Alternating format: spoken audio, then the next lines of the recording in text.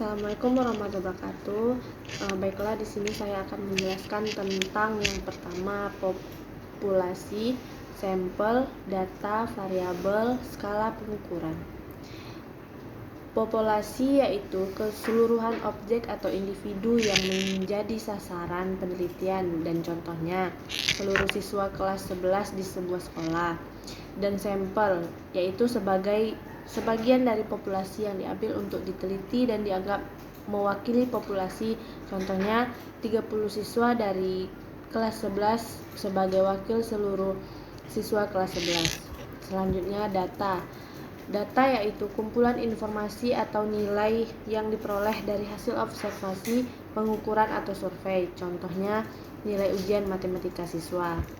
Yang selanjutnya variabel, yaitu karakteristik atau atribut yang dapat diukur dan memiliki variasi, contohnya tinggi badan, umur, atau nilai ujian. Selanjutnya yaitu skala pengukuran, yaitu cara mengklarifikasikan dan mengukur variabel, terdiri dari nominal, yaitu kategori tanpa urutan, contohnya jenis kelamin; ordinal, kategori dengan urutan, contohnya peringkat juara; interval, urutan dengan jarak tetap tanpa nol mutlak, contohnya suhu dalam Celcius. Selanjutnya rasio, yaitu urutan dengan jarak tetap dan nol mutlak, contohnya berat badan. Dan soal berikutnya penjelasan tentang mean, median, dan modus. Mean yaitu rata-rata atau jumlah seluruh data dibagi banyaknya. Dan median atau nilai tengah, yaitu nilai yang berada di tengah setelah data diurutkan. Selanjutnya modus, nilai yang paling sering muncul dalam data, contohnya data 2, 3, 3, 4, atau modusnya sama dengan 3. Ketiganya adalah ukuran pemutusan data dalam statistik. Selanjutnya penjelasan tentang rank, varian, standar deviasi, yaitu rank atau jangkauan, yaitu selisih antara nilai terbesar dan nilai terkecil dalam suatu rumus. Rank sama dengan nilai maksimum kurang nilai minimum. Yang kedua varian atau variance, yaitu ukuran besaran data dari rata-rata atau mean, menunjukkan beberapa jauh nilai-nilai data terbesar. Yang ketiga standar deviasi atau standard deviation, yaitu akar kuadrat dari varian, menunjukkan sebaran dalam satuan yang sama dengan data aslinya. Standar deviasi atau varian atau teks, yaitu standar deviasi sama dengan square teks varian, atau standar deviasi yaitu varian yang singkatnya dibilang rank atau seberapa lebar dan terbesar. Varian seberapa jauh data dari rata-rata, standar deviasi seberapa konsisten data terhadap rata-rata dalam satuan asli. Soal nomor 4, korelasi, koefisien, korelasi, regresi atau uji signifikan, yaitu yang pertama korelasi. Korelasi adalah hubungan atau berkaitan dengan antara dua variabel. Jika nilai satu variabel berubah, variabel lainnya juga cenderung berubah, baik searah atau positif, atau berlawanan arah atau negatif. Selanjutnya koefisien atau korelasi. Koefisien korelasi adalah angka yang menunjukkan seberapa kuat dan arah hubungannya antara dua variabel. Seberapa berkisaran antara min 1 hingga plus 1, yaitu nilai plus 1 menunjukkan hubungan positif sempurna, 0 berarti tidak ada hubungan, dan 1 menunjukkan hubungan negatif sempurna.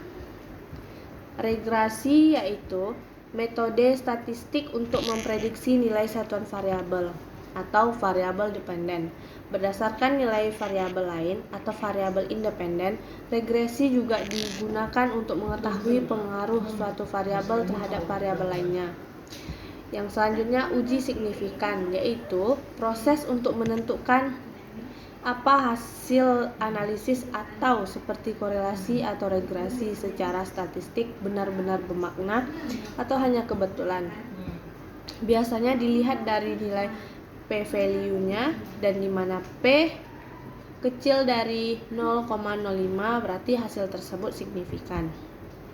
Yang kelima, penjelasan tentang uji T ANOVA C-square, yaitu uji T atau uji student.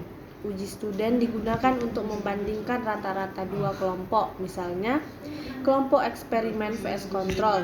Uji ini membantu mengetahui apakah perbedaan rata-rata tersebut signifikan atau hanya terjadi secara kebetulan. Dan ANOVA atau Analysis of Variance. ANOVA digunakan untuk membandingkan rata-rata tiga kelompok atau lebih secara bersamaan. Tujuannya untuk mengetahui apakah perbedaan signifikan antara kelompok tersebut. C-square atau uji kuadrat yaitu digunakan untuk menguji hubungan antara asosiasi dua variabel kategorik atau data berupa kategori, misalnya hubungan antara jenis kelamin dan pilihan produk. Soal selanjutnya, penjelasan tentang sampling rate error pengukuran. Sampling rate adalah jurnal sampel data yang diambil setiap detik dalam proses pengukuran atau rekaman sinyal. Biasanya dinyatakan dalam Hertz atau Hz. Semakin tinggi sampling rate, semakin akurat representasi sinyal aslinya. Yang kedua, error atau pengukurannya. Error pengukuran adalah selisih antara nilai hasil pengukuran dengan nilai sebenarnya. Error ini bisa disebabkan oleh alat ukur, kondisi lingkungan, atau kesalahan manusia. Baiklah, selanjutnya menjelaskan tentang soal nomor 2, yaitu analisis nilai ujian mahasiswa. Seorang dosen mengajar 30 mahasiswa dengan nilai akhir ujian sebagai berikut: 65, 70, 75, 80, 85, 60, 75, 90, 55, 70, 85, 65, 95, 80, 75, 60, 70, 80, 90, 50, 75, 80, 65, 70, 85, 95, 60, 70, 80, dan 75. Yang ditanya yaitu yang pertama, hitung nilai mean, median, modus, rank, dan standard deviation. Jadi kita akan lanjut ke penjelasan di SPSS. Yang pertama, kita tentukan mean, modus, median, kuartil yaitu Q1, Q2, dan Q3, dan desilnya D1, D3, dan D8. Persentilnya P25, P50, dan P75. Jadi yang perlu kita ingat di sini, kita mencari D1 sama dengan P10, D3 sama dengan P30, dan D8 sama dengan P80. Kuartil 1 P25, kuartil 2 P50, dan kuartil 3 P75. Oke, kita kembali ke SPSS. Yang pertama, kita klik view variable view. Di sini kita klik score. Lalu kita enter di sini. Nah, di sini kita buat desimalnya itu 0. Oke, dan kita klik juga measure-nya yaitu scale. Dan kemudian kita masuk ke data view. Oke. Lalu kita copy datanya. Kita copy. Oke, di sini kita copy datanya.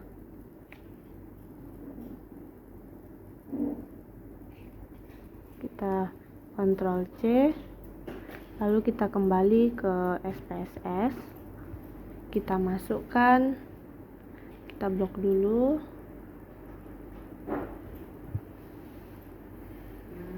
Oke, kita masukkan saja. Nah, di sini telah masuk skornya. Lalu dan setelah datanya masuk ke skor, sekarang kita klik analis. Lalu kita ke descript statistik, kita klik frekuensinya. Dan ini kita balik. Habis itu kita pergi ke statistik. Nah, di sini kita centang di sini min, median, mode, sumari. Jadi min ini yaitu nilai rata-ratanya, median ini nilai tengahnya, mode ini nilai yang sering muncul, dan sum ini yaitu jumlahnya. Di sini kita klik kuartil. Oke, tadi kita akan mencari Q1, Q2, dan Q3, dan D1, D3, dan D8, dan persentil ke-25, 50, dan persentil ke-75. Kuartil, dan yang kuartilnya udah kita centang. Dan persentil ini kita centang semuanya. Nah, di sini kita masukkan persentil 10. Oke. ADD tambah lagi 30. Oke. 30 kita ADD. Selanjutnya kita masukkan 80. ADD. Selanjutnya 25. Klik ADD. 50. ADD. Dan 75. Oke. Setelah itu langsung kita klik continue. Di sini kita klik statistik. Oke, continue, dan langsung kita okekan. Kita tambahkan di sini histogramnya. Langsung continue. Oke.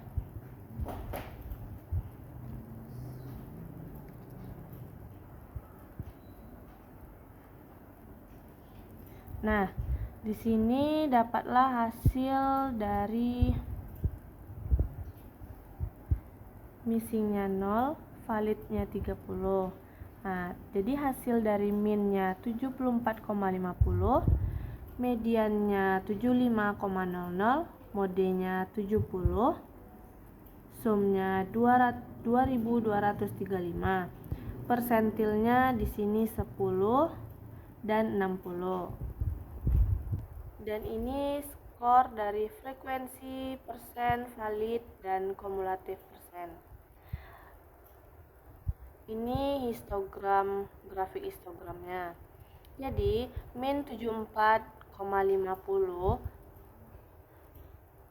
def-nya 11,548, dan n-nya sama dengan 30. Jadi inilah hasil dari analisis nilai ujian mahasiswa. Baiklah, selanjutnya kita ke soal berikutnya, yaitu jelaskan apa arti analisis ini bagi dosen dalam mengevaluasi pembelajaran.